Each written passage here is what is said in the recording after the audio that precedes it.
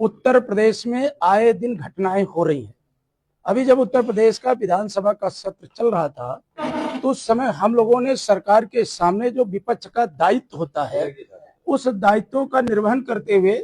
हम सबने ये प्रयास किया था, सरकार को आगाह किया था कि आज उत्तर प्रदेश के थाने और तहसीलों में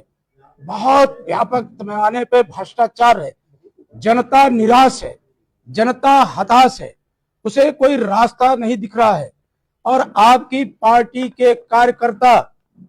जिनको जनता की मदद करना चाहिए, न्याय के लिए काम करना चाहिए, आज वो कहीं न कहीं अधिकारियों से मिल करके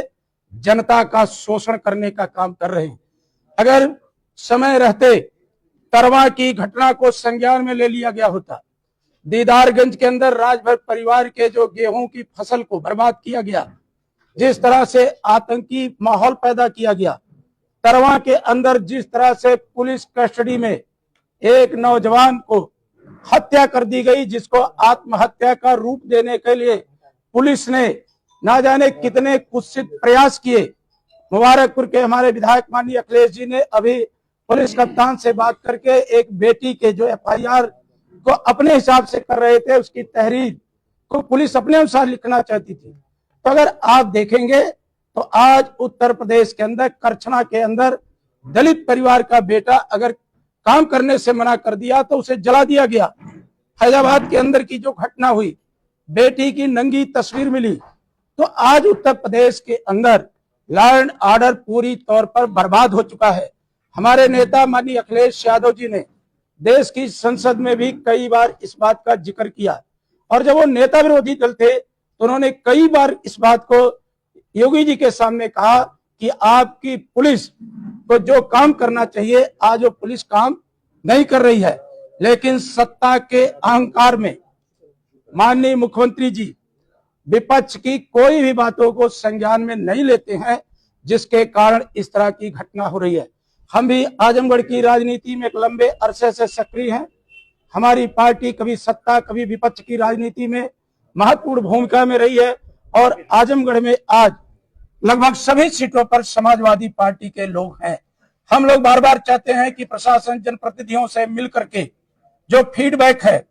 उसके बारे में विचार करे। यद्यप उत्तर प्रदेश की विधानसभा स्पीकर महोदय संसदीय कार्य मंत्री ने कई बार कहा है कि अधिकारी बड़े स्तर पर जनप्रतिनिधियों को बैठक करके उनका फीडबैक लेंगे, लेकिन जहां तक मुझे संज्ञान है अभी कई महीने बीत गए,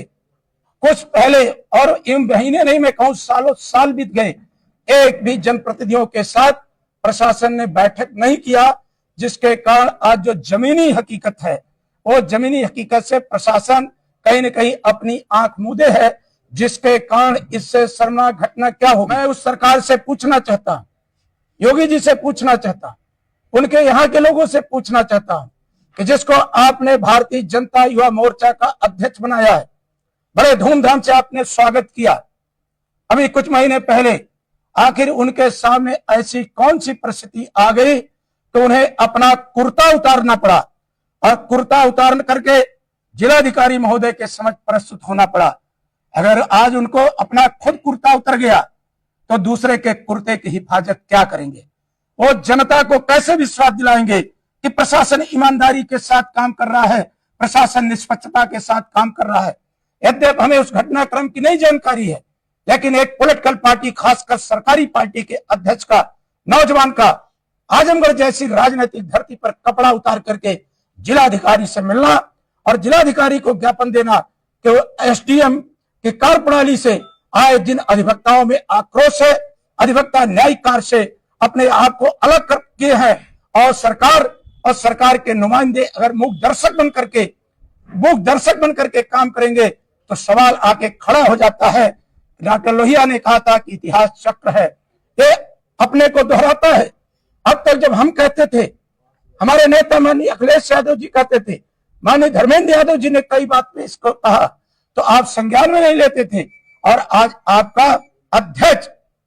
जिलाधिकारी इतनी बड़ी आबादी का प्रतिनिधित्व करते हैं, एडमिनिस्ट्रेटिव पावर है उनके अंदर, सरकार का प्रतिनिधित्व करते हैं, आज उनके सामने कुर्ता उतारना